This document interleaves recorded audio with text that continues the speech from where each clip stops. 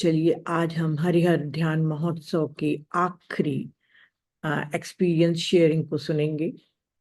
और जो मास्टर संगीता नेहरा जी आज अपना एक्सपीरियंस शेयर करेंगी, उनके बारे में मैं थोड़ा सा कुछ बताना चाहती हूँ कि मैं उनसे कितना क्यों इंस्पायर्ड होती हूँ। शायद कुछ होगा सोल कनेक्शन। मैं इनको जब से पीएसएसएम में आई थी तब से इनको देखते रही हूँ और बहुत बहुत पसंद करती थी, क्योंकि इनके काम करने का तरीका और ये इतना पोलाइटली और इतना लोगों को एक साथ जोड़कर काम करती थी।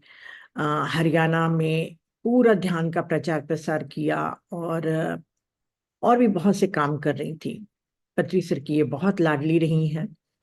जब इनको ब्रह्म विद्विरिष्टा का उपाधि दी गई थी तब भी मैं ऑडियंस में ताली बजा रही थी और बहुत बुलंद जी प्यार से इनको देख रही थी कि इन्होंने कितने अच्छे काम किए हैं कि पत्री सर के आंखों में और उनके मन में इनके लिए इतना स्नेह है। इनको और जस्सी मैम को दिया जा रहा था। तो बहुत बहुत मैं इनको एडमायर कर रही थी। इन्होंने बहुत कई वर्षों पहले एक बार एक बुक का स्वाध्याय किया था, सॉर्सरर्स कुछ ऐसा ही नाम था। वो बुक से मैं बहुत इंस्पायर्ड हुई थी और मुझे लगा था कि एक दिन मैं भी संगीता जी के समान ना स्वाध्याय करूंगी, और मैंने स्टार्ट कर दिया और मैं करते गई। और इस बीच में हम लोग कभी कभी ध्यान कुंभ में मिलते थे, पर मैं थोड़ा फिर एक दो बार हमारे या ज्ञान भारत में भी वो आई थी। फिर वो काफी बिजी हो गई। एक बहुत सुंदर वीडियो बनाया है इन्होंने वेजिटेरियनिज्म के ऊपर, वो कभी आप लोग के साथ जरूर शेयर करूंगी। मैं बड़ा आश्चर्य करती थी कि एक हाउसवाइफ के लिए बहुत सारे स्पिरिचुअल टास्क करना इजी है, पर वो आ, आयुषी आयुष में डायरेक्टर की पोस्ट पे भी हैं, तो वो काम भी करती हैं, स्पिरिचुअल काम भी करती हैं, घर भी संभालती हैं। तो एक साथ इतने सारे काम कैसे कर लेती हैं। फिर ये डबल पीएचडी करने के लिए बाहर स्टडी करने के लिए भी चली गई। तो मुझे मालूम था कि उनको डिस्टर्ब नहीं करना है, तो मैं डिस्टर्ब बिल्कुल नहीं करती थी, पर उनको मिस जरूर करती थी। फिर 10 महीने पहले तक मैं सिर्फ टॉरकॉम सर्डियन को ही पढ़ती थी और मुझे एई पॉवेल की बुक बिल्कुल भी समझ में नहीं आती थी। और मैं एक दिन बैठ के सोच रही थी कि इनकी बुक को मैं कैसे समझूं। तो मुझे अचानक याद आया कि इन्होंने causal body and ego AE Powell की पीएमसी हिंदी में शेयर की है।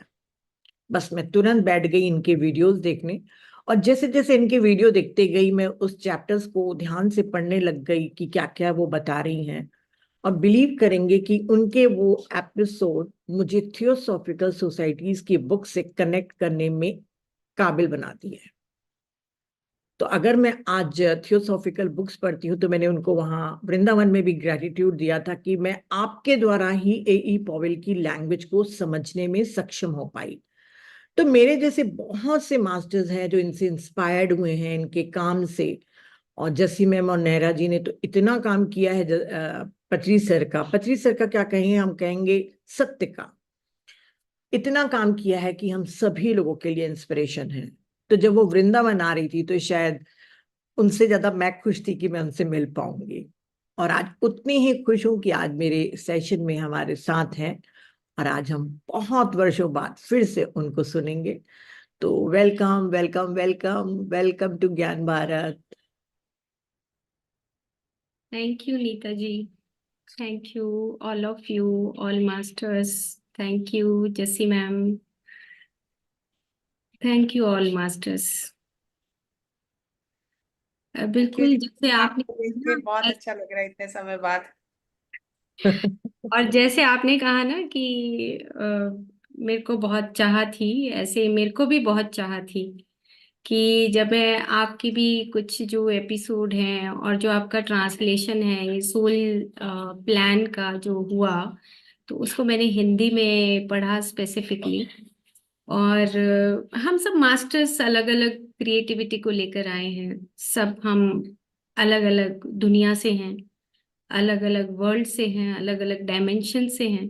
तो जब हम एक दूसरे को सुनते हैं तो हमें अच्छा लगता है।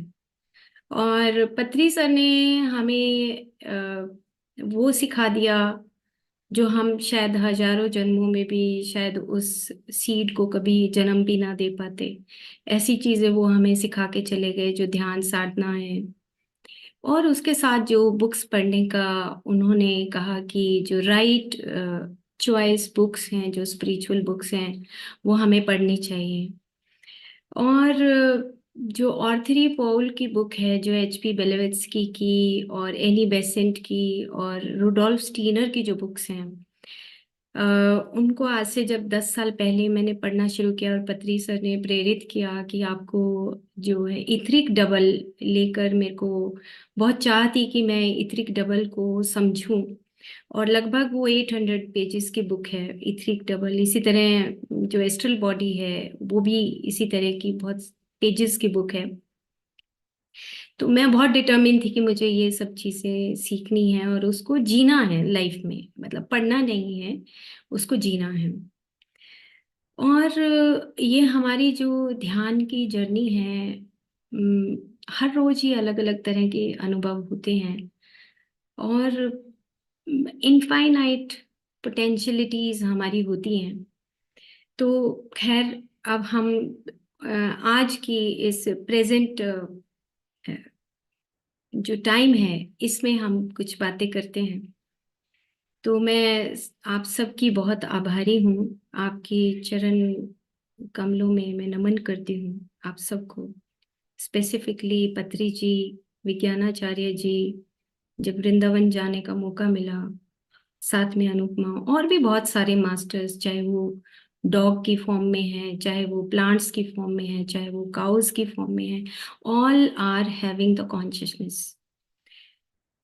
और ये जो चीजें, जो बीज हमारे भीतर पड़े हैं, हम सबके भीतर ही, ये समय है कि हम इस बीज को एक पेड़ का रूप और फल का रूप दे रहे हैं, सबको बांट रहे हैं।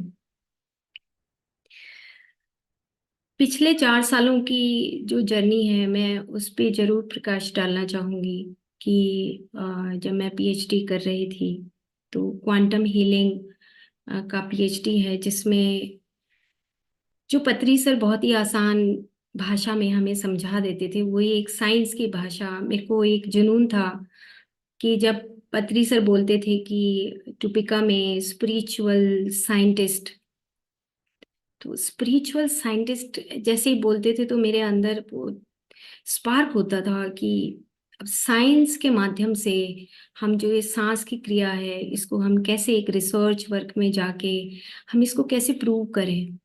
और आसान नहीं है ये जर्नी, क्योंकि हम पिछले जो हमारे जन्मों के परतें हैं, उन परतों को जैसे जैसे हम ध्यान के माध्यम से उतारते हैं, तो फिर कोई ना कोई नया चैलेंज आ जाता है, कोई लेसन आ जाता है, कोई इश्यू आ जाता है। और हम उसमें कैसे, किस प्रकार से जिएं, वो सब चीजें हमें सीखनी होती हैं। इसीलिए ध्यान हमें उस जर्नी पे डाल देता है कि आपके सराउंडिंग में जो परिस्थितियां हैं, उसको हमें किस प्रकार से झेलना है, किस प्रकार से सीखना है और सीख कर आगे बढ़ना है। तो ये पिछले 4 सालों की जर्नी में जो क्वांटम हीलिंग मैंने सीखी, और उस क्वांटम हीलिंग में क्या होता है कि ये चीज समझने की जरूरत है, जो हम देख रहे हैं अपनी आंखों से, जो हम अपनी इंद्रियों से देखते हैं, जो हमारी 5 इंद्रियां हैं, जो आंखें हमारी देखती हैं, जो कान हमारे सुनते हैं, मुंह से हम बोलते हैं, जो हम सूंघते हैं, जो हम टेस्ट करते हैं, जो ये हमारी इंद्रियां हैं, ये लिमिटेड हैं। और ना, ये जो लिमिटेशन है, इसी में हम खुश होते रहते हैं कि हमने बहुत कुछ पा लिया। और जब हम खुश होते हैं, टेम्परेरी जो हैप्पीनेस है, उसमें ईगो आने लगता है ऑटोमेटिकली। हमारे पास ईगो आता है जैसे जैसे हम ज्ञान की सीढ़ी चढ़ने लगते हैं, तो हमारे भीतर ही भीतर एक ईगो भी पनपने लगता है। तो ये समझ आया कि जो आप आंखों से देखते हो, ये बहुत लिमिटेड है, उस टाइम और स्पेस के भीतर ही ये है, जहाँ पर हमारा जन्म और मृत्यु के बीच का जो खेल है, जो चलता रहता है। उसके बीच में ही जो हमारी इंद्रियां हैं, बस हम उसी में उलझे रहते हैं। तो अब बियॉन्ड टाइम, कुछ देर के लिए तो हम ध्यान में चले जाते हैं, ठीक है, कि हम बियॉन्ड टाइम हम चले गए और हम बुक्स भी पढ़ने लगे, लेकिन इसको हम सही तौर पे समझे कैसे? तो ये पिछले 4 सालों की जर्नी में ये बात समझ आई कि जो अनकॉन्शियस फील्ड होता है, अनकॉन्शियस फील्ड वो है कि जैसे आज हम और आप आमने सामने रूबरू हो रहे हैं, तो बहुत सारे लोग नहीं भी जानते होंगे, हमने आपस में एक दूसरे को नहीं देखा होगा, तो वो तब तक नहीं देखा था, तब तक वो अनकॉन्शियस फील्ड था।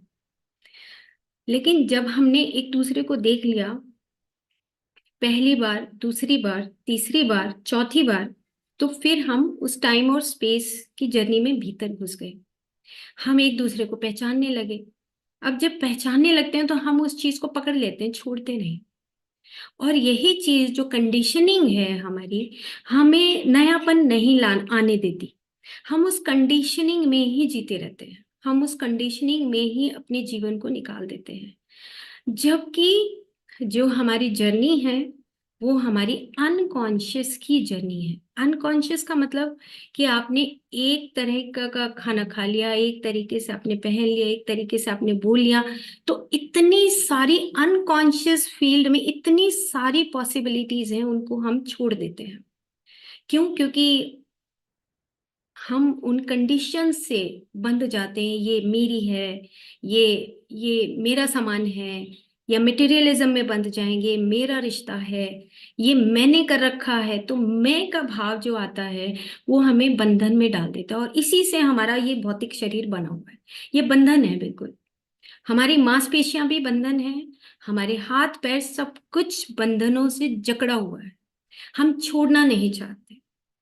तो जब ये बात समझ आई कि ओ माय गॉड, जो हमारी इनफाइनाइट पॉसिबिलिटीज जो अनकॉन्शियस फील्ड में है, उसको तो हम छूते ही नहीं, हम देखना ही नहीं चाहते। हम एक सीट पे बैठ गए तो उसको छोड़ना नहीं चाहते, हम एक जैसा ही हमें टेस्ट चाहिए। हमें अगर कोई दूसरा टेस्ट चाहिए तो हम वो लेना नहीं चाहते। एक बार की मुझे बात याद आ गई बीच में। हम पत्री जी के साथ बोस्निया गए, तो वहां पे एक मिठाई बट रही थी। तो जब हम पहुंचे, हम दो लोग थे, हम लास्ट में पहुंचे, तो मिठाई बांट रहे थे। तो मिठाई ना पिंक कलर की थी और थोड़ी चिपचिपी सी थी।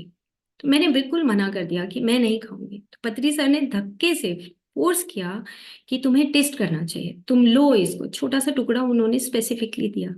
लेकिन आज वो बात समझ आई कि हमें नई नई जो क्रिएटिविटी है, जो हमारी नई नई पॉसिबिलिटीज हैं, उनको हमें जानना चाहिए। और हम आए ही इसलिए हैं, धरती पर आए ही इसलिए हैं कि अपनी उस बंधनों को तोड़कर हम नई नई चीजों को सीखने के लिए आए हैं। एक अनुभव हो गया, चलो नेक्स्ट, एक अनुभव हो गया, चलो नेक्स्ट, एक अनुभव हो गया, चलो नेक्स्ट। लेकिन हम उन चीजों को अपने आप में कंडीशनिंग में बांधते रहते हैं। एक तो ये बात समझ आई, तो इसको तोड़ना शुरू किया धीरे धीरे। दूसरी बात ये समझ आई कि हम सबके पास दिमाग है, ब्रेन है, और ये जो दिमाग है, इसके चारों तरफ मन और मन के विचार, ये बाहर रहते हैं, ये अंदर नहीं रहते। तो अब ब्रेन का काम क्या है? ब्रेन का काम ये है कि जो भी हम चीजें देखते हैं, हमारा मन जो विचार करता है, ब्रेन सिर्फ उसको ट्रांसलेट करता है, और कोई काम नहीं। क्योंकि ब्रेन जो है हमारी भौतिक शरीर का एक हिस्सा है, वो हमारे भौतिक शरीर का हिस्सा है। लेकिन जो मन है, हमारा जो मन शरीर, वो बिल्कुल अलग हिस्सा है, बिल्कुल अलग है। और वो बियॉन्ड टाइम एंड स्पेस है, उसमें टाइम एंड स्पेस का काउंट नहीं होता। तो जो विचार आता है, वो विचार जिस भी तरीके से हम सोचते हैं, वो विचार आएगा। जैसा हमारे पास ज्ञान है, अगर अहंकार का ज्ञान है तो अहंकार के तरीके से सोचेंगे, अगर हम अज्ञानी हैं तो हम अज्ञानी के तरीके से सोचेंगे, अगर हम किसी लोभ लालच में हैं तो उसी तरीके से विचार करके हमारा ब्रेन उसको इंटरप्रेट करके और हमारे मिड ब्रेन में, यानी कि बीच वाले हिस्से में, वो डाल देता है, वो इनपुट डालता है। और उसकी जो आउटकम है वो फिर हमारी भाषा से पता लगती है। तो ये बात समझ आई कि सबके पास दिमाग है, छोटे छोटे जो न्यूरॉन्स हैं वही तो काम करते हैं, और तो इससे बाहर तो कुछ भी नहीं है। तो हमारे ब्रेन और हमारे मन ने हमारे ऊपर कमांड की हुई है, हम उसी के साथ ऊपर नीचे होते रहते हैं। तो ये बात समझ आई कि फिर जब हम ध्यान करते हैं तो ध्यान करने से क्यों हमारे अंदर वो जागृति आती है। तो फिर ये बात समझ आई कि जो हमारा हायर ब्रेन है उसमें जो न्यूरॉन्स हैं, और वो जो न्यूरॉन्स हैं वहां तक तो हमारा जो नॉर्मल ब्रीदिंग पैटर्न है वो पहुंचता ही नहीं। वो तभी पहुंचता है जब हम ब्रीथ करते हैं और हायर ब्रेन में जाता है, और उसके बाद वो नीचे के हमारे सभी उस प्राणमय शरीर में जो चक्रास है उसको ओपन करता है। खैर बहुत बड़ा सब्जेक्ट है, बट इतनी सी बात समझने की है कि इस ब्रेन के लिए हमें क्या करना चाहिए। इस मन के विचारों को, क्योंकि मन के विचार फिर से जमा होने लगेंगे तो फिर से एक और नया जन्म तैयार हो जाएगा। तो इस मन को खाली कैसे करें। तो ये बात समझ आती आती ये बात समझ आई कि जो हमारी इनफाइनाइट पॉसिबिलिटीज हैं इस ब्रह्मांड में, जो हमारे चारों तरफ है, इवन की रुडोल्फ स्टीनर तो ये बोलते हैं कि आपके चारों तरफ अगर हजारों हजारों सॉफ्टवेयर डाल दिए जाएं तो इतनी इनफाइनाइट पॉसिबिलिटी तो उसी में आ जाएंगी। तुम दूसरे इस कमरे से बाहर की तो बात ही क्या कर रहे हो। रुडोल्फ स्टीनर बोलते हैं कि इतना इतना इतनी छोटी सी चिप में ही आपकी इतनी सारी इनफाइनाइट पॉसिबिलिटीज आती हैं, लेकिन हम अंधे हैं, हम देख नहीं पाते कि हम यहाँ से आगे हिलना ही नहीं चाहते, हम अपनी चीजों को तोड़ना ही नहीं चाहते। Breaking the habit of being yourself, अपने डॉक्टर जो डिस्पेंजा की बुक पढ़ी होगी, हर चीज को ब्रेक कर दो, आगे चलो, नया बनो नया बनो। तो वो बात अब धीरे धीरे बात समझ आती है कि हमें हर उस चीज को ब्रेक करके आगे बढ़ना है। और अब ये बहुत लंबे लंबे सब्जेक्ट हैं, फिर ऐसे हम एक सीरीज में अगर ये सब्जेक्ट करेंगे तो धीरे धीरे ये बातें हमें समझ आने लगेंगी, क्योंकि अनकॉन्शियस जो फील्ड है, इस अनकॉन्शियस फील्ड को समझने के लिए बहुत लंबा समय चाहिए, प्रैक्टिस करने के लिए चाहिए। समझ तो आ ही जाता है, लेकिन इसको अपने जीवन में ढाले कैसे। कोई हमें सामने दिखाई दे रहा है तो हम उसको कैसे नया समझें, हम पिछली मेमोरी को ना लेकर आए और हम उसको कैसे नए तरीके से होकर बात करें। तो ये हमारी प्रैक्टिस होनी चाहिए, क्योंकि प्रैक्टिकल एनलाइटनमेंट, पत्री जी हमेशा बात करते थे, pre enlightenment, enlightenment and post enlightenment, what is the difference between them. तो ये चीज अब समझ आ रही है कि हमारा जो एनलाइटनमेंट का जो तरीका है वो क्या है, वो तो पल पल नया होता है। अब हम वृंदावन की बात करते हैं। तो जो वृंदावन है, अभी पीछे क्या हुआ कि जैसे नीता मैम ने बताया, 6-7 महीने पहले अंदर से जब मेडिटेशन में एक आवाज आई कि you have to go through law of one book. और उसका पीडीएफ मेरे पास 5-6 साल से पड़ा था, बट मास्टर्स अलाउ नहीं किया कि मैं उस किताब को पढ़ पाती। तो लॉ ऑफ वन बुक है, रॉ मटेरियल करके है, वो इजिप्शियन जो हमारे मास्टर्स थे उनके थ्रू वो चैनल हुई। रॉ मटेरियल है and it is very difficult as ऑर्थरीपोल जो बुक्स हैं। तो 6-7 साल पहले ट्राई किया पर वो समझ नहीं आ रही थी, लेकिन अब लॉ ऑफ वन बुक जब खोली और वो पढ़ना शुरू किया कि जो इजिप्शियन टाइम में सिर्फ एज जो थी वो 35 ईयर ही थी, इजिप्शियन लोगों की ज़्यादा बड़ी उम्र नहीं थी। लेकिन उसके पास उनके पास बहुत सारी सिद्धियां थी, बहुत सारी पावर्स उनके पास थी। तो क्योंकि वो हमेशा मेडिटेट करते थे, और ये बहुत सारी चीजें लॉ ऑफ वन में, रॉ मटेरियल में समझ आई। आप भी अगर यूट्यूब पे देखोगे तो बहुत सारे मास्टर्स ने लॉ ऑफ वन को बताया हुआ है। तो लॉ ऑफ वन ये समझने का कोशिश था कि जो कॉन्शियसनेस है वो it is the ground of all being. का मतलब ये है कि हम इसी कॉन्शियसनेस में ही तो जी रहे हैं। ये जो सागर है हमारे चारों तरफ, ये कॉन्शियसनेस का, ये चेतना का सागर है। लेकिन हम अपने मन में इतने उलझे हुए हैं कि हमें आपस चारों तरफ हमें वो चेतना दिखाई नहीं देती, और चेतना दिखाई नहीं देती इसलिए हम उस चेतना के साथ जुड़ नहीं पाते। तो लॉ ऑफ वन में ये बताया गया कि उस रॉ मटेरियल में कि आप किस तरीके से उस कॉन्शियसनेस से जुड़ सकते हो। इसके साथ साथ एक और मैसेज आया कि आप जो है फ्लावर ऑफ लाइफ जो ड्रून वेलो की है वो आप पढ़िए। तो ये कॉम्बिनेशन ऑटोमेटिकली होता चला गया, और ये 6 महीने लगे मुझे इस कॉम्बिनेशन को पढ़ने में। और जस्सी मैम से जब बात हुई तो नीता मैम और हम तो अभी मिले, उससे पहले एक बार और वृंदावन हम जा चुके हैं।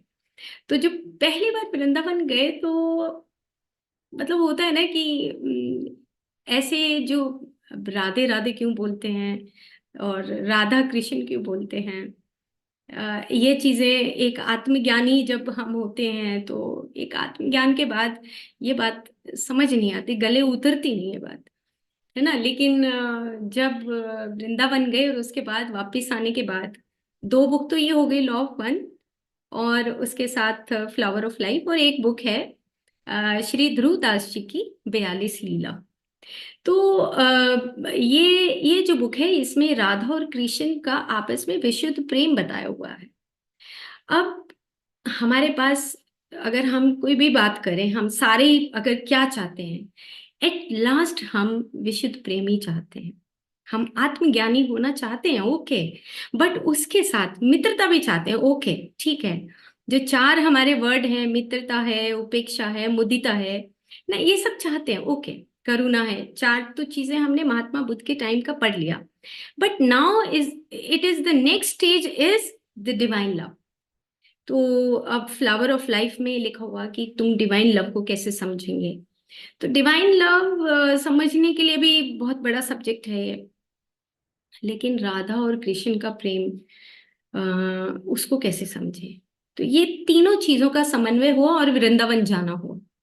तो वृंदावन जाना हुआ तो अब इस बार जो मीटिंग हुई तो उसमें कई तरह के एक्सपीरियंसेस हुए।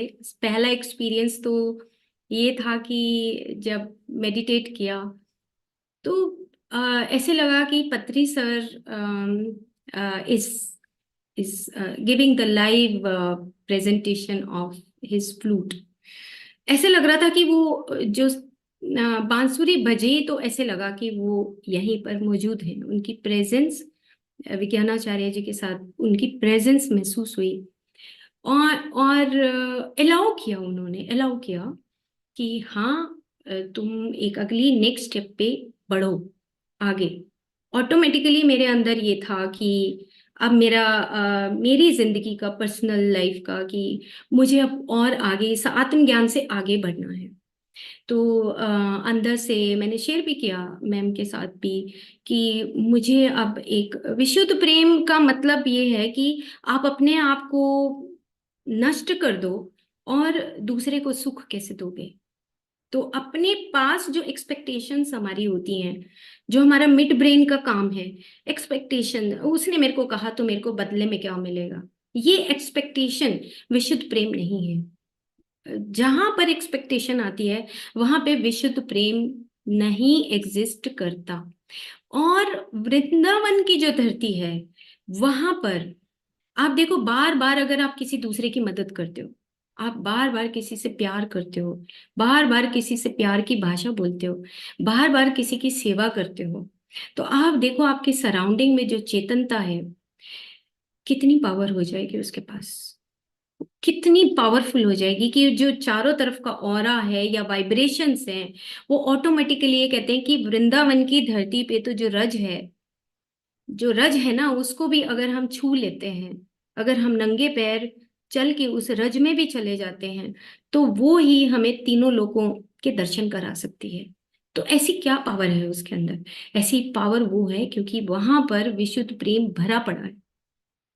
और इस चीज का रियलाइजेशन होता है कि हमारे जो चारों तरफ जो चीजें अनकॉन्शियसली हमें दिख नहीं रही हैं उसके पास भी पावर है। वहां के तो पशु पक्षी सब ऋषियों से भी ऊपर का स्थान रखते हैं।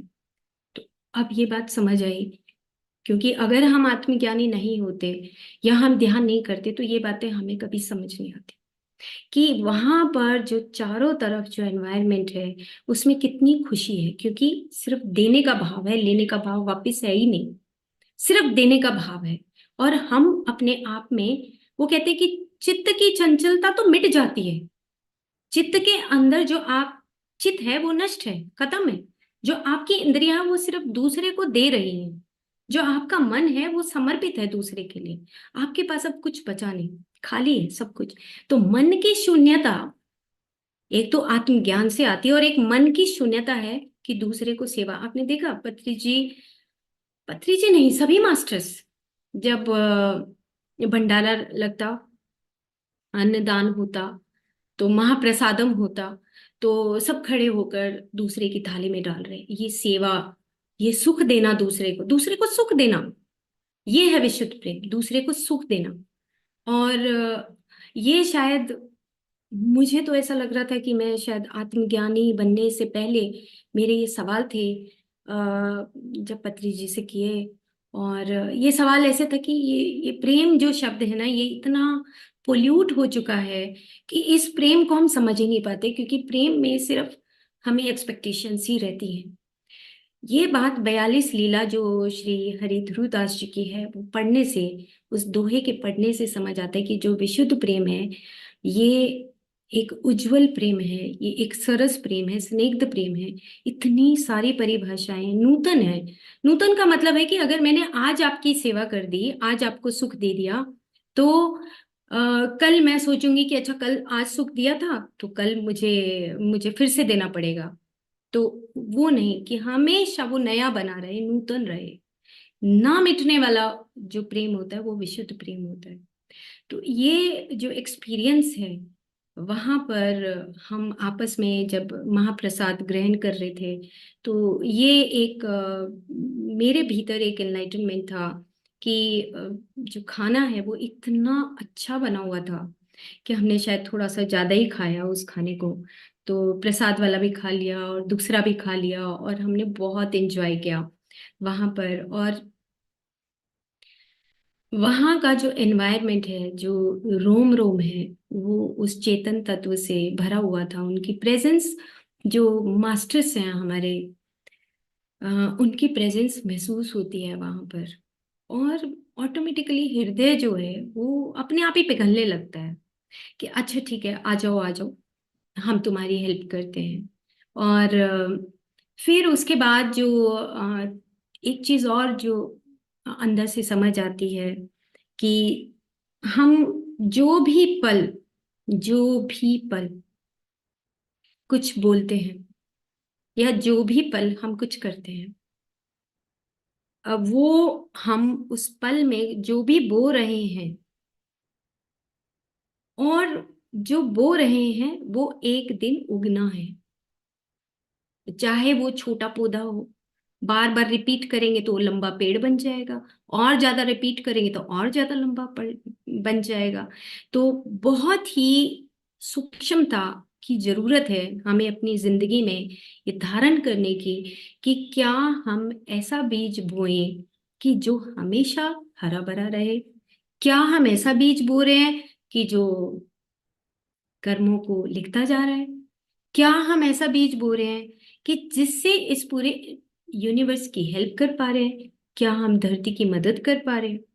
तो ये हमारे ऊपर डिपेंड करता है कि हम किस किस क्षण में क्या क्या बो रहे हैं। और क्षण तो निकल ही रहा है, क्योंकि हम टाइम और स्पेस के भीतर अपनी जिंदगी, जन्म और मृत्यु के बीच का खेल खेल रहे हैं। तो इस जन्म और मृत्यु के बीच में जो एक एक क्षण, एक एक सेकंड जो बीत रहा है, उसमें हम बो क्या रहे हैं, बहुत इंपॉर्टेंट है। तो पुनरपि जननम पुनरपि मरणम, ये जो भगवत गीता में बोला गया कि बार बार नहीं आना है, बार बार नहीं आना है, बार बार मत आओ। अभी जो है, एक एक क्षण आगे बढ़ते हुए बहुत आराम से, बहुत शांति से। तो वृंदावन हमें क्या सिखाता है? स्थिरता सिखाता है कि बस तुम अपने आप को समर्पित कर दो, खत्म कर दो, मिटा डालो, कुछ नहीं, नो एक्सपेक्टेशंस। फिर बचेगा कहाँ? कोई बीमारी बचनी नहीं फिर, क्योंकि हम दूसरे के लिए समर्पित है, दूसरे को सुख दे रहे। तो इस तरह का जो अनुभव हुआ, और उसके बाद फिर एक जो नया पिरामिड है उसके लिए हम बहुत थैंकफुल हैं विज्ञानाचार्य जी के, गोविंद मठ के, कि वहाँ पर जो पिरामिड की स्थापना होगी। और पत्री मैम, जिन्होंने लाइव प्रेजेंटेशन दिया, एंड बहुत खुश थी वो, क्योंकि जब हम पत्री सर को देखते हैं तो उनके साथ उनको भी देखते हैं। और ये शुरू से ही मेरे भीतर तो पत्री सर और स्वर्णमाला मैम मतलब कभी भी अलग नहीं हुए। क्योंकि ये एक ऐसे अस्तित्व हैं जो हमेशा हमेशा अनेक अनेक लोकों में जो यात्रा करने वाले ये ऐसे अस्तित्व हैं। तो उनका भी हम थैंक्स करते हैं कि उन्होंने वहाँ पर वो एक प्रेजेंस देकर वीडियो टॉक के माध्यम से, और इनविजिबली पत्री सर का और भी बहुत सारे मास्टर्स का प्रेजेंस था, क्योंकि विज्ञानाचार्य जी की जो मौन की तपस्या है, अल्टीमेट मौन की तपस्या रहना, जो इतने सालों तक कुछ नहीं बोले, इसका मतलब उनके पास कितना कुछ भंडार होगा, कितना कुछ खजाना होगा, जो हम शायद 1 या 2 दिन में तो नहीं समझ सकते, कभी नहीं समझ सकते। तो वहां पर जाने के बाद कुछ जो नयापन हम नए जो अंकुर लेकर आए, अब उसको कोशिश करेंगे कि आगे हम सब मिलते रहें वहां पर, वृंदावन जाएं। और फिर 2 दिन के लिए नहीं, पूरे 3 दिन के लिए, मैं 2 ही दिन जा पाई, वापिस आ गई। और अब आगे से ये रहेगा, क्योंकि वृंदावन में विज्ञानाचार्य जी तो उस एरिया से निकले ही नहीं, उसको बोलते हैं अखंड, अखंड बोलते हैं कि जो उस एरिया में रहता है वो अखंड हो जाता है, क्योंकि जो ओम नमः शिवाय का जो वहां पर जाप चलता है, अल्टीमेट 1 1 घंटा जाप करने से पता लगता है कुछ न कुछ हम तो सोच नहीं सकते, हमारी हमारी समझ से परे है। हम नहीं सोच सकते कि वो ओम नमः शिवाय जो बोला जा रहा है वो उस धरती को कितना शुद्ध करता होगा, वहां के चारों तरफ के वातावरण में कितनी कितनी पोटेंशियलिटीज भरता होगा। ओम नमः शिवाय का जो जप है वो अमेजिंग है, अमेजिंग। हम सबको वहां जाके 1 1 घंटा 2 2 घंटा जब हम कभी जाएं तो जरूर से जरूर उस जप को करें। कंपैरिजन नहीं है, ये कंपैरिजन नहीं है कि हमने ध्यान किया तो ओम ओम नमः शिवाय का, देर इज नो कंपैरिजन। क्योंकि हर पल कुछ न कुछ जो नई चीजें हैं जो हम सीखने को मिलती हैं, वो हमें जरूर धारण करनी चाहिए। क्यों? क्योंकि जो एक एक पल जो बीतता है वहां पे आप देखो ना, कि अगर मान लो कितने सालों से ओम नमः शिवाय का जप चल रहा है, और थोड़ा सा जो है वो हम उसमें आहुति के रूप में डालते हैं, या हर 11 बोलने के बाद हम उसमें आहुति में डालते हैं, आहुति देते हैं।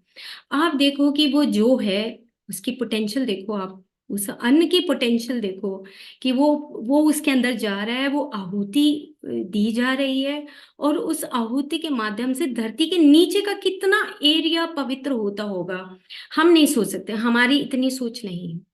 और उसके चैंट करने से, बार बार जो चैंट चलता है ओम नमः शिवाय ओम नमः शिवाय, उसमें जो भाव भरा हुआ है, वहां पर जो कर्नल साहब हैं, जो भाव भर के बोला जाता है, एक तो हम ऐसे ही रट्टा लगाते हैं ओम नमः शिवाय, लेकिन जो भाव के साथ बोलते हैं तो उससे कितनी पोटेंशियलिटी उस चारों तरफ के वातावरण में, चेतना कहाँ, चेतना चेतना से भी ऊपर की बात है कि वो अगर हमारे बार बार हमारे शरीर से टकरा रहे हैं ओम नमः शिवाय ओम नमः, आप देखो कि कितना परिवर्तन हमारे भीतर आता होगा, क्योंकि हम भी चेतना से ही बने हुए हैं।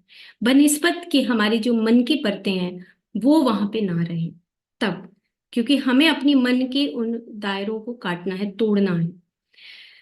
तो मैं बहुत थैंकफुल हूँ कि मेरे को अपने अनुभव शेयर करने का मौका मिला, और मैं आप सबकी बहुत बहुत आभारी हूँ। और हम सब मिलकर इस ज्ञान भारत की जर्नी को हम आगे बढ़ाएं, और विशुद्ध प्रेम, यानी कि दूसरे को सुख देना और खुद में कुछ भी नहीं रखना, अपने पास अपने आप को खाली कर दो। अगर हम एंजल्स बनना चाहते हैं, अपने आप को तो खाली करना पड़ेगा, क्योंकि एंजल्स के पास फ्लावर ऑफ लाइफ में लिखा है कि दिस इज ए मरकबा, मतलब light body, no physical body. Physical body को तो नष्ट करना पड़ेगा ना, तो फिजिकल बॉडी को नष्ट कैसे करोगे? क्योंकि ये तो चर्बी चढ़ी हुई है, ये सारा माल हमने ले रखा है, पिछले जन्मों में जो भी कर रखा है हमने, सब ये तराश रखा अपने आप को, तो ये तो मिटाना पड़ेगा। ये नहीं मिटेगा तो लाइट व्हीकल नहीं आ सकता।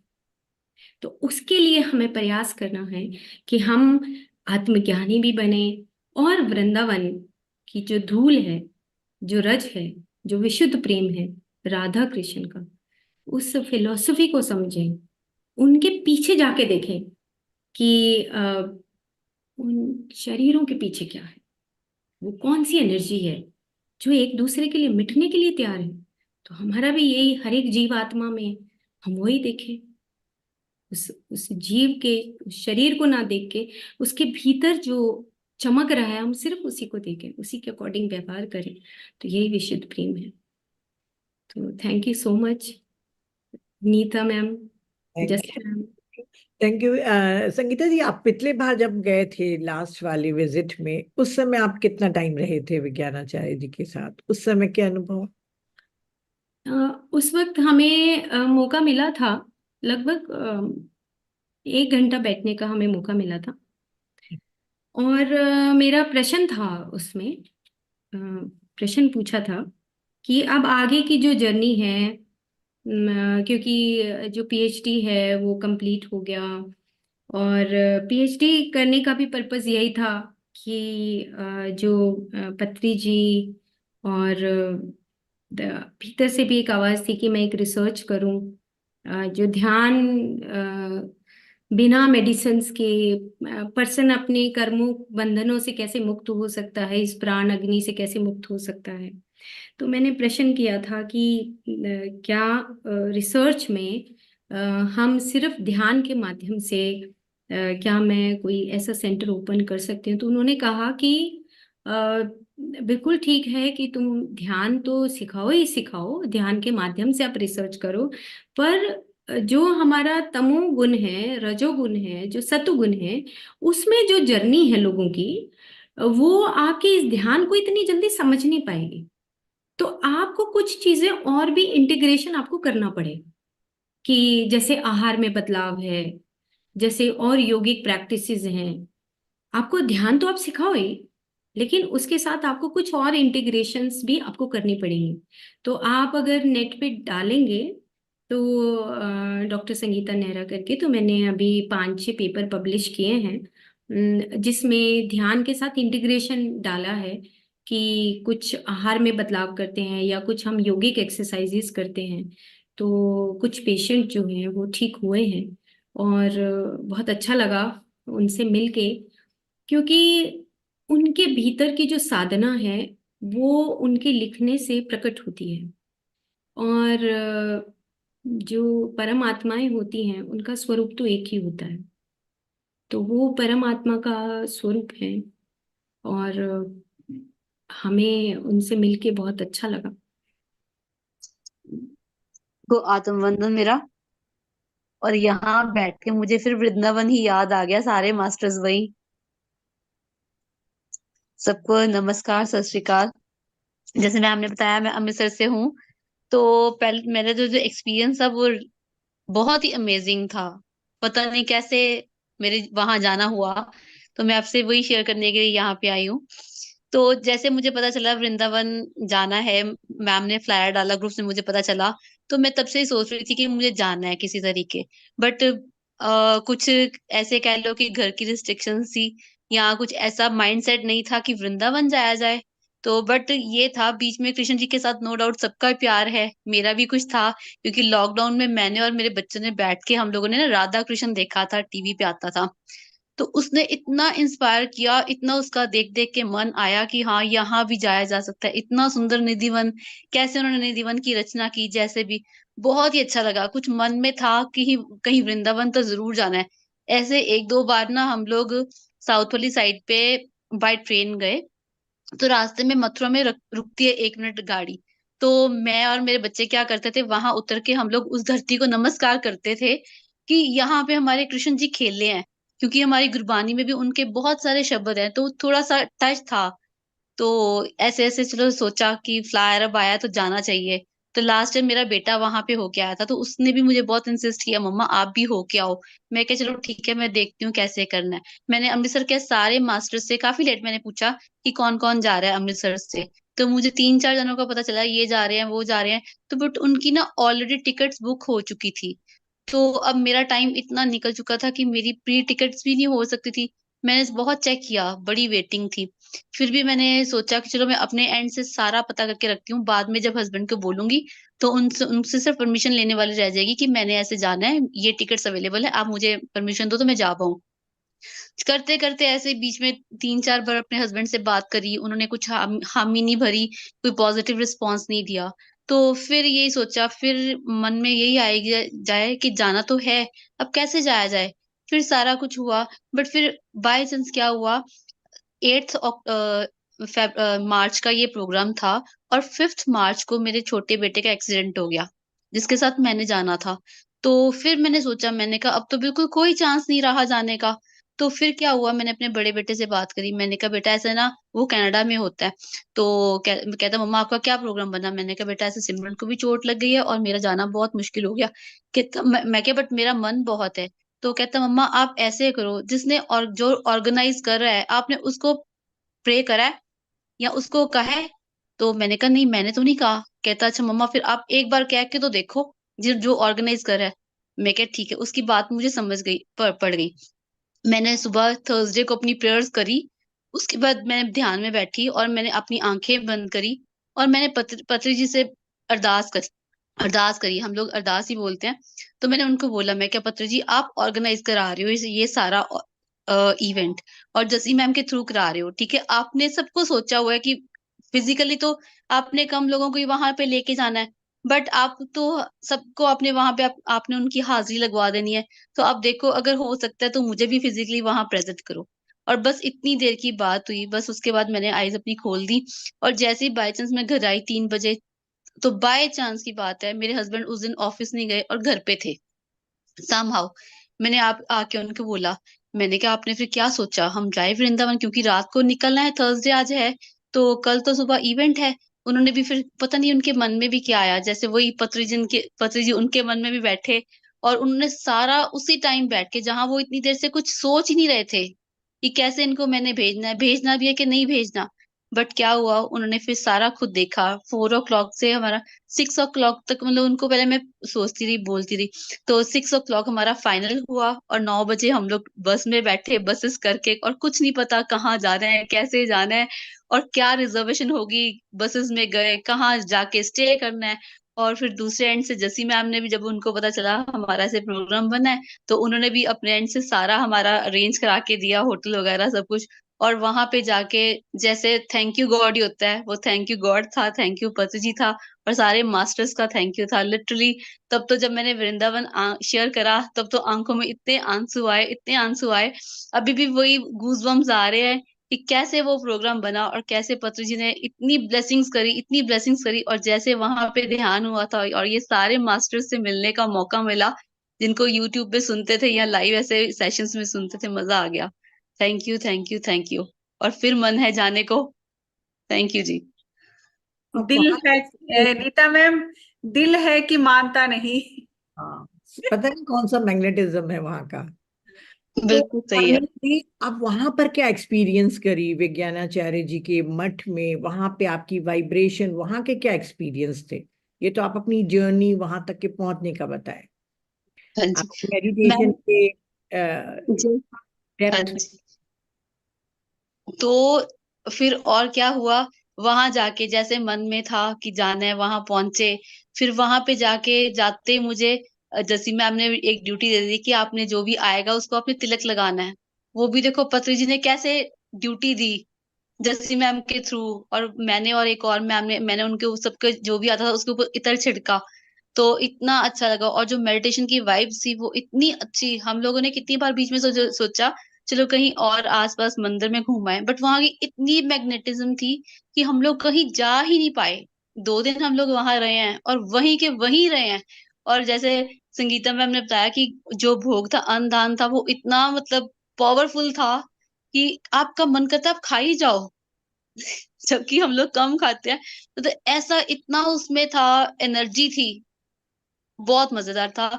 और जो वहां पे ओम नमः शिवाय का जो जाप हर टाइम चल रहा था, वो तो लिटरली अमेजिंग। जब आप सुनते हो आपको नजर आता है, मतलब जैसे जैसे संगीता मैम ने बोला ना कि हाँ वहां पे जो गायें थी वो भी ब्लेस्ड थी, मतलब वैसे ही ऐसे सेम मुझे एज इट इज फील हुआ। और मेरे हर जगह पे जिसको कहते हैं ना हाथ जोड़ के अपना शीश निवाना, नमन करना, वैसा था। लिटरली बहुत अच्छा एक्सपीरियंस था, मजेदार वाला। Thank you, thank you, thank you Navneet ji. Thank you ji. ये शमा मैम अलीगढ़ से हैं। ये अलीगढ़ की भी टीम वहां पे आई थी, 5-6 लोग आए थे। और कल इन्होंने मुझे अपना एक्सपीरियंस फोन करके बताया, तो मैंने कहा नहीं ऐसे नहीं चलेगा, आपको सबके साथ शेयर करना है ताकि पता तो चले लोगों को। तो आज इन्होंने ज्वाइन किया है, तो वेलकम आपका मैम। जी। हाँ। नमस्कार, आत्मबंधन सभी को। क्या? नमस्कार जी। आवाज आ रही है? हाँ हाँ, आ रही आ रही। हाँ जी। मुझे इतना अच्छा एक्सपीरियंस हुआ आप कि मोबाइल मैं टिका बता के नहीं सकती। रखिए, आपका हिल रहा है बहुत हाथ में ना। ओके। हाँ जी, हाँ जी।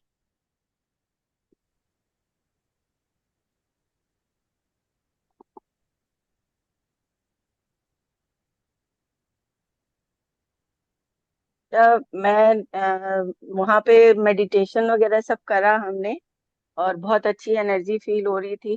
फिर हम वहाँ अपना होटल में आके हम सो गए थोड़ी देर ध्यान करने के बाद। तो मुझे रात को सपने में अ, ऐसा लगा कि मेरा ना हाथ पे थोड़ी प्रॉब्लम थी, यहाँ पे एलर्जी हो रही थी इस जगह पे, महीने 2 महीने से। तो उससे मैं थोड़ा परेशान थी। तो मेरी सिस्टर भी कह रही थी तुम वहाँ पे जाओ, तुम्हारा बहुत कुछ रिलीज होएगा और तुमको गाइडेंस मिलेगी। तो मैं सोची थी, लेकिन और तुम ना कोर क्या इशू है वो पूछना हुआ मास्टर से। तो उन सब का तो खैर मौका मिला नहीं पूछने का। और ध्यान करा, रात को सपने में देखा मैंने कि ना उसी जगह पे मेरे ना बहुत मोटे मोटे छाले हो गए हैं। और सामने विज्ञानाचार्य जी जो हैं, वो टीवी के थ्रू या थोड़ा दूर से उन्होंने ऐसे करके ना हाथ से शक्तिपात करा मेरी तरफ।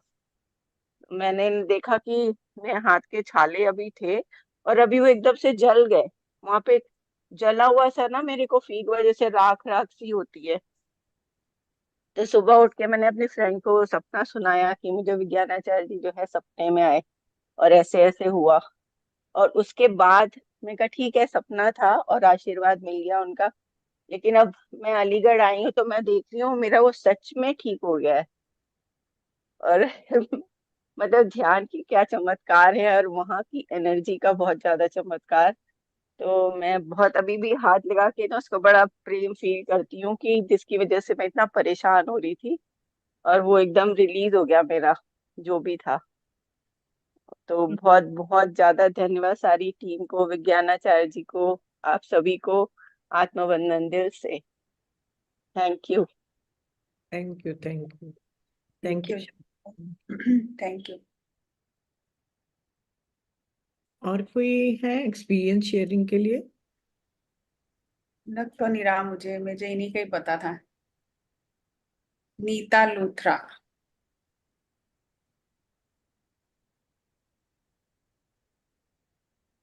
वीडियो ऑन करिए। हाँ, आत्मवंदन नीता जी, जसी मैम नमस्कार जी। And नेरा ma'am. हाँ जी। वृंदावन मैं इस बार तो नहीं जा सकी थी, पर मैं पिछले साल गई थी। और जो मैंने आज सुना वही एक्सपीरियंस, वही ओम नमः शिवाय, और सुन के मैं एकदम थ्रिल हो रही थी, और मुझे लगा क्यों नहीं पहुंची मैं।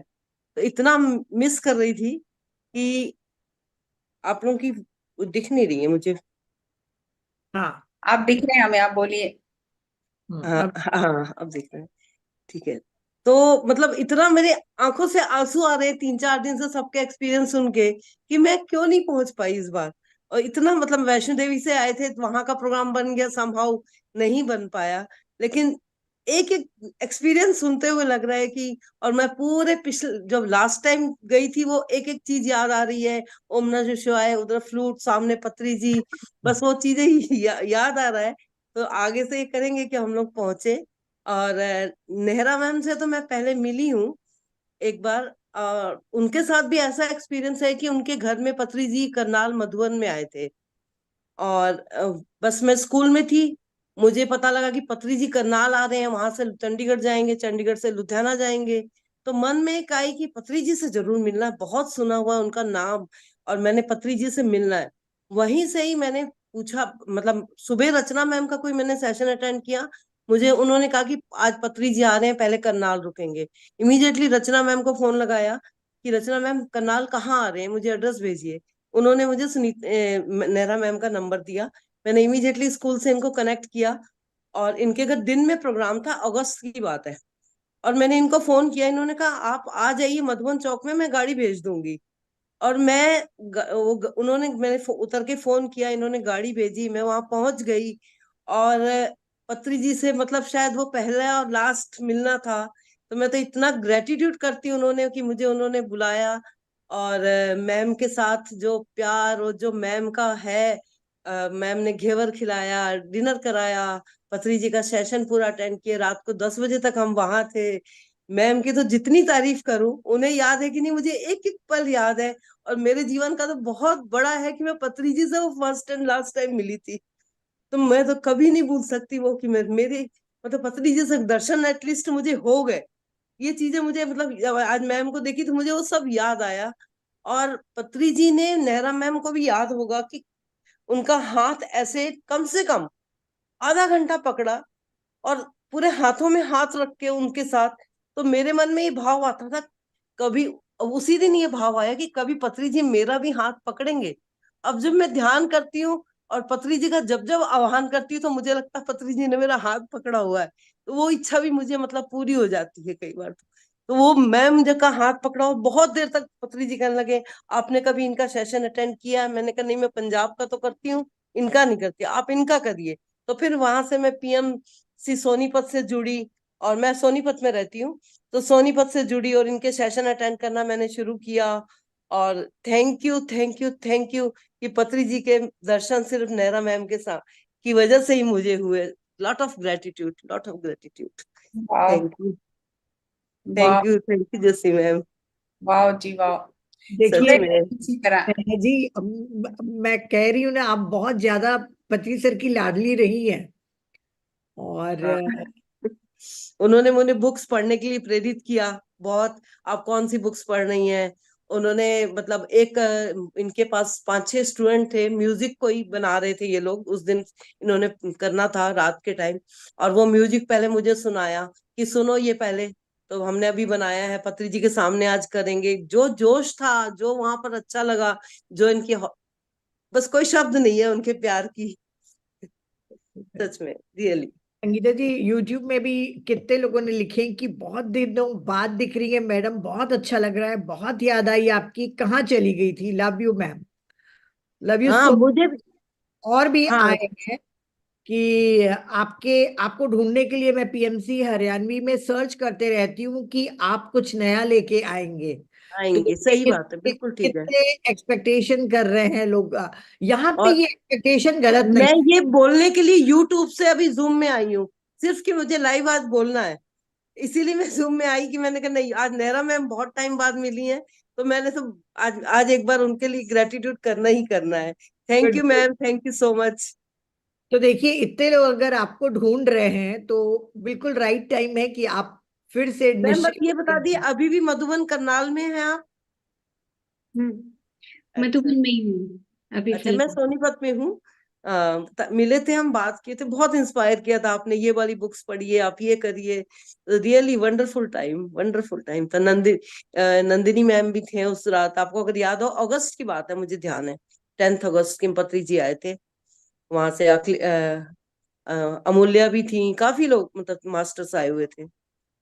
बहुत अच्छा, it was a wonderful day. तो आपने कितने लोगों को बुक्स पढ़ने के लिए प्रेरित किया? मैंने भी आप ही से ही सीखा बुक्स पढ़ना। यस जैसी मैम, कुछ कह रहे थे आप? नहीं, बहुत ही वंडरफुल शेयरिंग हुई है, और बहुत लोगों को इससे लाभ मिलेगा जो यूट्यूब से सुन रहे हैं, जो बाद में सुनेंगे, जो दूसरों के एक्सपीरियंसेस सुनेंगे। तो पत्री सर ने हमें ये समझो कि एक एस्ट्रल गिफ्ट दिया है कि जुड़े रहो, भटको नहीं यहाँ वहां। और जो संघ उन्होंने बनाया है, और पत्री मैडम के हाथ में जो बागडोर दी है उन्हें, तो बस हम पत्री मैडम की गाइडेंस में देखो, 2 वैज्ञानिक मिले, वो अपने में काम में मस्त रहे, वो अपने काम में मस्त रहे, और बीच में इतने 4 साल का गैप रहा। लेकिन क्योंकि सर ने पत्री मैम को रिस्पॉन्सिबिलिटी दी थी कि आपको ही पीएसएसएम को अब देखना है, और मैं बहुत खुश हूं कि आपके हाथों में पीएसएसएम बिल्कुल सेफ है। और बस सर के बॉडी वेकेट करते ही ये कड़ी जुड़ गई, बीच में मैडम खड़ी हो गई, और ये कड़ी जुड़ गई। नहीं तो किसी के ख्वाबों ख्यालों में भी नहीं था कि दोबारा गोविंद मठ जाएंगे, वो चैप्टर ही क्लोज हो चुका था। लेकिन पत्री मैडम ने सर के जाने के मतलब अभी 13 दिन ही हुए थे सर को गए हुए, तो ये ऐसा एक पोर्टल खोल दिया उन्होंने अलग डायमेंशन का कि बच्चों घबराओ नहीं, मैं हूं साथ में। अब मान लो बहुत सारे मास्टर हैं जिनको पत्री सर दिखाई देते हैं या एस्ट्रली बात करते हैं, मैसेज देते हैं, लेकिन हम जैसे बहुत सारे हैं जिनको नहीं दिखाई देता। और जब विज्ञानाचार्य जी जैसे संत बताते हैं कि पत्री सर यहीं पर हैं आपके लिए, पत्री सर ये मैसेज दे रहे हैं, तो फिर तो हमारी खुशी को कोई ठिकाना ही नहीं रहता। तो सर ने हमारी बाजू पकड़ी हुई है। बस बात यह है कि हम सर के बनाए हुए हाईवे पे चले, अपनी पगडंडियां ना बनाएं। तो सर ने तो सब रास्ते खोल दिए हैं और मैडम साथ में है। अब मैडम ये पहला एक कार्यक्रम है जिसमें इतनी खुश थी और तीनों दिन साथ में रही।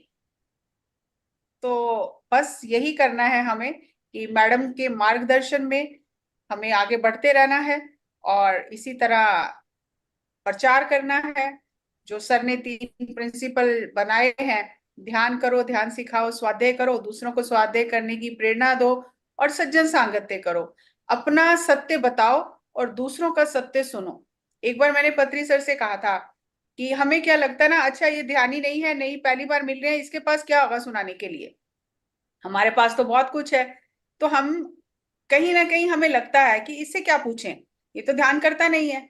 तो मुझे पत्री सर ने बांसवाड़ा भेजा था 7 दिन के लिए। तो वहां पर एक आकाशवाणी में डायरेक्टर थे, तो उन्होंने कहा कि हमें आपका इंटरव्यू लेना है। तो मैं गई वहां पर और उनके जो जूनियर थे उन्होंने मुझे कहा, तब तक मुझे नहीं पता था कि ये भी बहुत ध्यान करते हैं। मैं तो बस ऐसे ही समझ रही थी कि उन्होंने बुलाया है और मेरे को इंटरव्यू ध्यान के बारे में देना है। लेकिन उनके जूनियर ने मुझे कहा कि मैडम एक बार आप इनका एक्सपीरियंस सुनो, क्योंकि सर ने तो हमें बताया हुआ है कि सुनना है। तो मैंने उन्हें कहा आप अपना लाइफ एक्सपीरियंस शेयर कीजिए। जब उन्होंने एक्सपीरियंस शेयर किया मैं तो हक्का बक्का रह गई कि कोई ऐसा भी हो सकता है। मैं आपको बता देती हूँ कि उन्होंने बताया कि वो साईं बाबा को बहुत मानते हैं और बहुत ध्यान करते हैं। तो उन्होंने बताया कि मेरी वाइफ की तबीयत खराब हो गई और हमने जब सब टेस्ट वगैरह कराए तो पता चला उन्हें कैंसर है, ब्रेस्ट कैंसर है। तो कह रहे हैं कि वाइफ रोने लग गई। तो मैंने कहा तुम रो नहीं, कुछ ना कुछ होगा, कोई बात नहीं, हम घर चलते हैं। तो डॉक्टर ने बोला कीमो करनी पड़ेगी। तो वो सारी बातचीत करके घर आ गए और बच्चे छोटे छोटे हैं उनके, अभी 2 लड़के हैं। तो कह रहे मैं घर आया, मैंने वाइफ को घर छोड़ा और मैं फटाफट गाड़ी लेके सबसे पहले साईं बाबा मंदिर जहां वो रोज जाते थे वहां गया। और जाकर मैंने प्रार्थना की साईं बाबा से कि आई एम सो ब्लेस्ड कि आपने मुझे इस टेस्ट के काबिल समझा।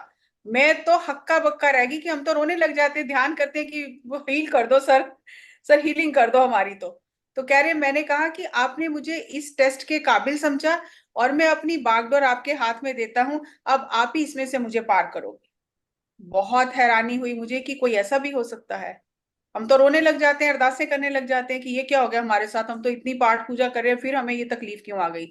आ गई ये तो ध्यान से हम ठीक करेंगे फटाफट। ये तो कभी ध्यान में ही नहीं आया कि ये हम जाके उन्हें ग्रेटिट्यूड करें, ब्लेस भी आपने हमारे हमें इस काबिल समझा है। तो उसके बाद मैं जब आई उनसे फिर काफी बातें हुई। जब मैं वापस आई मैंने तो इमीडिएटली सर आए थे दिल्ली।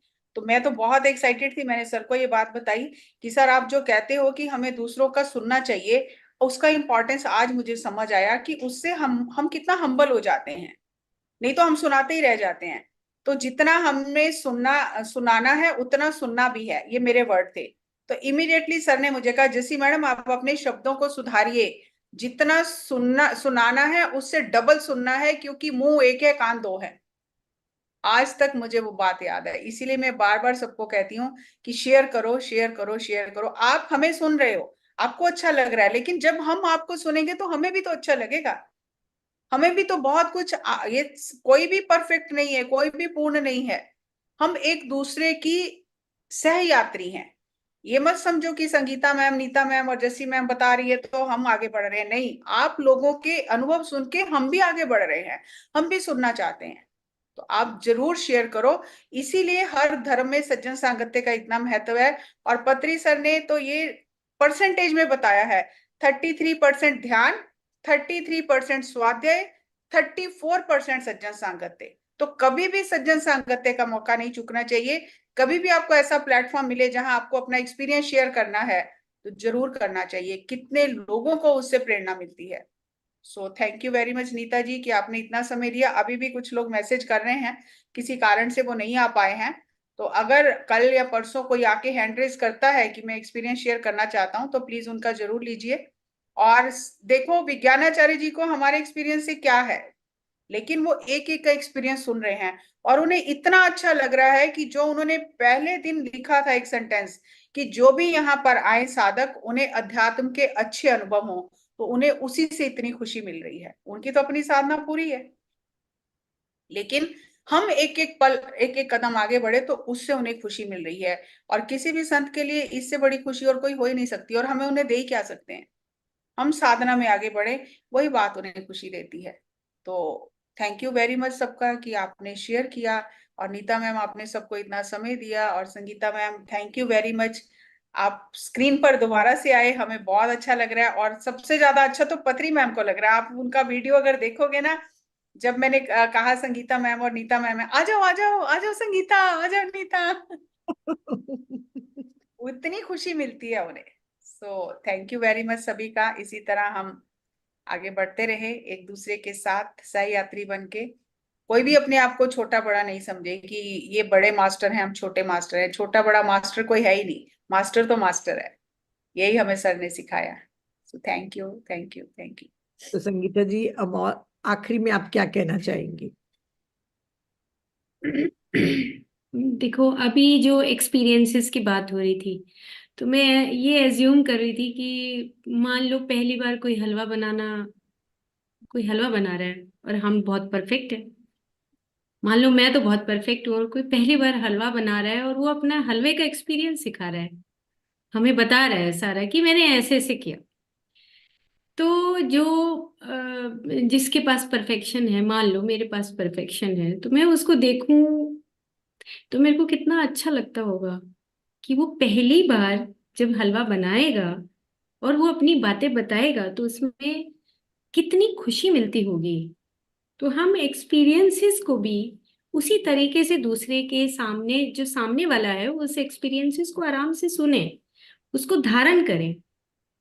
और धारण करने के बाद जो परम आत्मा है ना, मतलब जैसे भगवत गीता का एक सार है लास्ट में, जब तक अर्जुन योगी नहीं बन जाते तब तक वो पता नहीं इस तरीके से सिखा रहे हैं, भगवान कृष्ण इस तरीके से सिखा रहे हैं, इस तरीके से इस तरीके से, मतलब 15वें अध्याय तक वो बोलते ही रहते हैं कि भाई तू योगी बन जा, तू योगी बन जा, तू योगी बन जा। 15वें के बाद उनको समझ आती है, हाँ भाई मैं तो अब अर्जुन योद्धा नहीं रहा, अब अर्जुन योगी बन गया। तो जो परमात्माएं बनने का जो रास्ता है, उसमें जो जब हम ऊपर से नीचे की तरफ देखते हैं, जो परमात्माएं नीचे की तरफ देखते हैं, तो हर एक्सपीरियंसेस नया है, हर एक्सपीरियंस में, हर एक्सपीरियंस में। तो हम उसी तरीके से ही देखें उनको, कि जब वो सुना रहे होते हैं तो हम बस उसमें रस लें। तो जो रस का भाव है वहां पे हमारी इंटरप्रिटेशंस खाली, मन खाली है। तो हम नई नई चीजों को सुनते हैं तो ऑटोमेटिकली हमारा सोल इवोल्यूशन तो होता ही है। और अंत में ये कहना चाहूंगी कि बहुत अच्छा लगा हम सब मिल के इस पूरे जगत को आत्मज्ञान से और विशुद्ध प्रेम से भर दें। हमारे पास अभी वक्त है और ये वक्त हम जाया ना करें, क्योंकि जो और चीजें हैं, जो चीजें हम नॉर्मली करते हैं, ये ठीक है, हमारा काम है। इसको क्वांटम की लैंग्वेज में बोलते हैं लोअर नीड्स। लोअर नीड्स होता है खाना पीना सोना, और हायर नीड्स होते हैं कि how to love, how to see beauty, how to do justice. बहुत सारी चीजें, क्वालिटीज हैं जो हमारी आनंद में शरीर की जो क्वालिटीज हैं उसको हम कैसे उपजाएं, कैसे कैसे नया नया बनाएं, उनको हमारे अंदर से कैसे जनरेट हो, कि जब हम चाल चलें तो दयानंद सरस्वती की तरह, विवेकानंद की तरह, जीसस क्राइस्ट की तरह कोई बोलने वाला ना रहे, हम बस सिर्फ देख के पहचान जाए कि ये ऐसा परमात्मा चल रहा है। तो वो जो डिवाइन वर्च्यूज हैं उसके लिए हमारे पास समय है अभी। तो हम अपना बिना समय गवाए हम अपनी भी साधना करें और इस पूरे यूनिवर्स को भी विशुद्ध प्रेम से और आत्मज्ञान से भर दें। और उसका तरीका ये है कि जिसके पास भी जैसी भी पोटेंशियल है, हम मिल के काम करें। और मिलके काम करने से बहुत जल्दी तरक्की होती है। तो डेफिनेटली हम मिलके आने वाले समय में क्वांटम हीलिंग के ऊपर जो भी जिस तरीके से भी मेरे अनुभव हैं उसको जरूर शेयर करेंगे। नीता मैम, जस्सी मैम, हम पक्का से पक्का एक सीरीज करेंगे। 1 महीने के बाद हम इसका प्लान करते हैं। और क्योंकि मई के बाद मई में फिर से कैलिफोर्निया जा रही हूँ, यूएसए जा रही हूँ। एक हार्ट मैथ इंस्टीट्यूट है, आप जरूर उसको देखें, हार्ट मैथ इंस्टीट्यूट, जहाँ पर हार्ट और ब्रेन का कोहेरेंस बताया गया है। बहुत कि रिसर्च होते हैं ना वहां पर, इसी हाँ जी, इसी पे बहुत रिसर्च होते हैं ना वहां पर। हाँ, उसी पे मैं पिछले से पिछले साल भी गई थी कैलिफोर्निया, उन्हीं से मिलने के लिए। वहां पे मैक क्रेटी हैं जो जिन्होंने रिसर्च किया है कि हम 99% हृदय से काम नहीं हो रहा है इस दुनिया में। तो उन्होंने ग्लोबल हार्ट मैथ करके एक बहुत बड़ा प्रोजेक्ट चलाया है कि पेड़ पौधों से हम पेड़ पौधों के अंदर चिप लगा दी है उन्होंने अलग अलग कंट्रीज में। तो वो चिप लगाने के बाद वहां पे अगर हम वहां पे खड़े भी हैं तो वो हार्ट कोहेरेंस, पेड़ की जो वाइटल एनर्जी है और हमारी जो वाइटल एनर्जी, उन दोनों के कॉम्बिनेशन को चेक किया जा रहा है आज की डेट में कि पेड़ के पास जाने से हमारी वाइब्रेशंस कैसी रहती है और पेड़ की वाइब्रेशंस। तो इसके ऊपर बहुत सारी रिसर्च हो गई है अभी। और सेम इसी तरीके से हमारा जो ब्रेन काम कर रहा है या हमारा हार्ट काम कर रहा है या हमारे दोनों हार्ट और ब्रेन मिलके काम कर रहे हैं। तो वहां पर जो फेमस जो ऑथर हैं, ग्रेग ब्रैडन को आपने कभी सुना हो तो Gregg Braden is a very famous person who gives the knowledge of gamma waves, how to create. जहां पे हमारी नेगेटिव इमोशनल सर्किट्स पैदा होते हैं ना, वहीं पे गामा वेव पैदा होती है। देखो कमाल की बात। और वो तब होती है जब हम न्यूट्रल रहें, हम अनबायस्ड वे से काम करें। और यही ज्ञान हमें भगवत गीता भी यही सिखाती है कि आप निराकार होकर निर्लेप भाव से काम करो। तो अगर निर्लेप भाव से काम करते हैं तभी गामा वेव उत्पन्न होती है, अदरवाइज गामा वेव उत्पन्न नहीं होती। तो उसके ऊपर भी बहुत सारी रिसर्चेज हुई। मुझे पिछले साल भी पिछले से पिछले साल जाने का मौका मिला। तो इस बार मैं मई में जा रही हूँ और उसके बाद डेफिनेटली हम क्वांटम हीलिंग के ऊपर शुरू करते हैं, एक सीरीज शुरू करते हैं। और डेफिनेटली हम बहुत अच्छा काम करेंगे आने वाले समय में। आमीन। Thank you. Thank you, thank you, thank you Sangeeta ji. Okay, I think time हो गया है। Thank you, thank you, thank you Sangeeta ji, बहुत अच्छा आपने बताया और इतना हम लोग को टाइम दिया उसके लिए बहुत बहुत थैंक्स। तो फिर मिलते हैं। Thank you, thank you, thank you.